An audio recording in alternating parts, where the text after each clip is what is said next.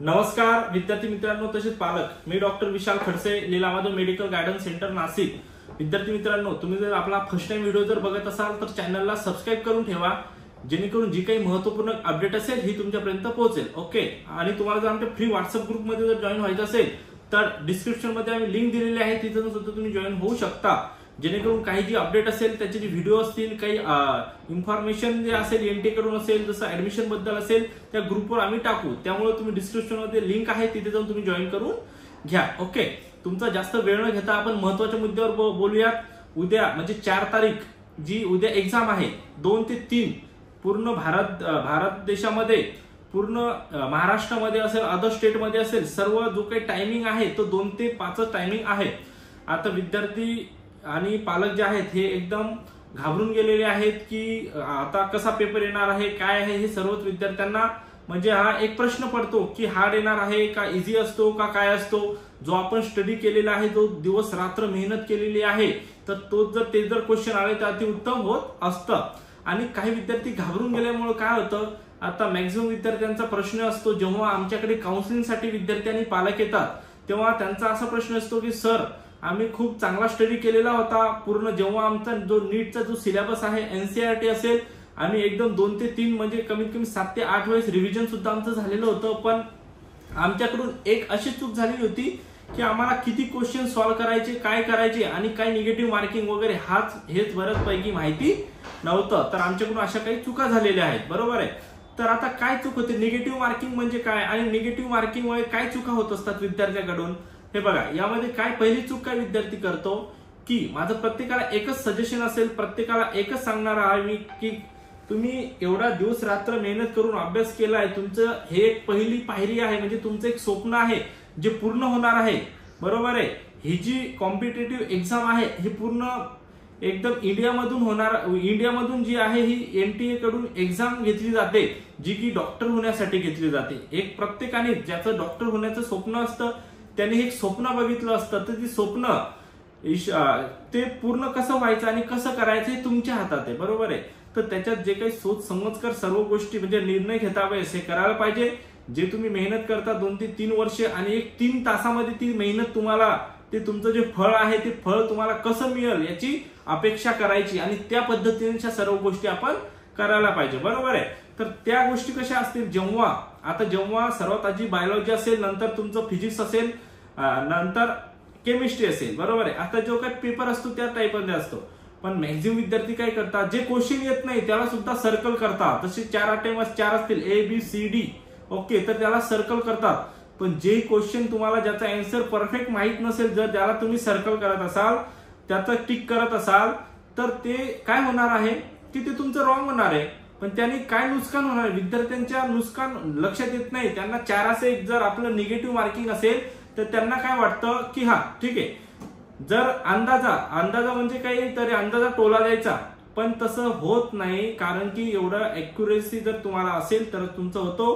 काही जर तुम्ही तुक्का, जसं आपण तुक्का मारणं म्हणतो, तसा तुक्का जर तुम्ही मारला तरी सुद्धा त्यामध्ये काहीच होत नसतं। त्यामध्ये काय मॅक्झिमम विद्यार्थ्यांना असं वाटतं, जर त्याला तुक्का मारू, जर आले तर 4 मार्क्स येतील, गेला तर 1 मार्क्स येईल, पण तसं नाही, बरोबर आहे। जर तुम्ही 4 मार्क्स तुमचे जात असतील, तुम्ही 100 जर क्वेश्चनला तुम्ही जर टिक केलं तर तुमचे 100 पैकी तुमचे 50 बरोबर असतील आणि 50 रॉंग असतील असं नाही। जर रेशो काढला आपण तर एक कमीत कमी तुमचे 10 ते 15 राईट येतील, जास्तीत जास्त 15 ते 20 राईट येतील आणि तुमचे 80 रॉंग येतील, बरोबर आहे। तर आता 20 क्वेश्चन जरी म्हटलं आपण, 4 10 40 4 10 40 80 मार्क्स तुम्हाला आले, ओके, 80 मार्क्स आले आणि 80 क्वेश्चन तुमचे रॉंग झाले, म्हणजे इक्वल झालं। 80 क्वेश्चन तुमचे रॉंग झाले आणि 80 मार्क्स तुम्हाला 4 10 40, एका क्वेश्चनला 4 मार्क्स आहेत, म्हणजे 4 10 40 आणि 4 10 40 असे 80 क्वेश्चन तुम्हाला 80 मार्क्स आले, स्कोर आला आणि 80 तुमचे मायनस झाले, म्हणजे 0% आले तुम्हाला। किती? 0 मार्क्स।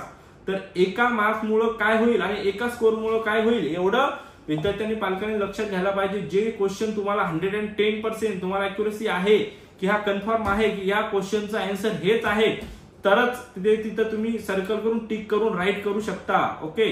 जे तुम्हाला कन्फ्युजन आहे, एक कन्फ्युजन आहे तर ठीक आहे, कन्फ्युजन असेल तर तुमचं जे काय आहे, तुमचं म्हणजे 2 ABCD असेल तर 1 किंवा 2, A किंवा B मध्ये कन्फ्युजन असेल किंवा A किंवा D मध्ये कन्फ्युजन असेल तर 1 तुम्ही टिक करू शकता।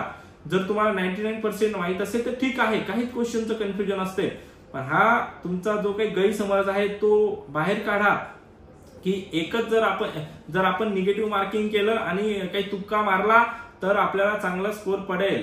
त्याच्यामुळे जे क्वेश्चन तुम्हाला येणार आहे, ज्या क्वेश्चनचे मार्क्स तुम्हाला मिळायला पाहिजे, बरोबर आहे। आता जर फॉर एक्झाम्पल 50 क्वेश्चन तुम्ही राईट केले, 4×5 म्हणजे 200 मार्क्स आहेत तुम्हाला, तुम्ही क्वालिफाय होऊन जाणार, बरोबर आहे। जे तुम्हाला माहित आहे 50 क्वेश्चन आणि त्यामधले जर तुम्ही 25 जरी रॉंग केले, बरोबर आहे, 75 क्वेश्चन सोडवले, 50 बरोबर केले, 50 रॉंग केले, तर 200 पैकी तुमचे 25 मार्क्स जे आहेत हे मायनस होतील ऑटोमॅटिक। तसं करू नका, जे 100% तुम्हाला माहित असेल तेच हे करा।